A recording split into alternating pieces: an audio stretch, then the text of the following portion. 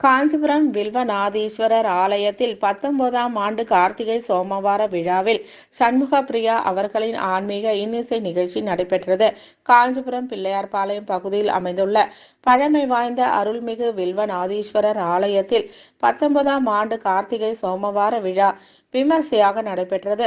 இதில் 4 தெருவார் செங்குந்து சமுதாய தலைவர் சண்முகம் தலைமை தாங்கினார். செயலாளர் சுப்பிரமணியன் முன்னிலை வகித்தார். குடியிருப்பு நல சங்க தலைவர் நம்பிராஜன் வரவேற்புரை ஆற்றினார். இதில் சிவபெருமானுக்கு சிறப்பு அபிஷேக ஆராதனைகளும் தீபாராதனைகளும் நடைபெற்று பக்தர்களுக்கு பிரசாதங்கள் வழங்கப்பட்டது.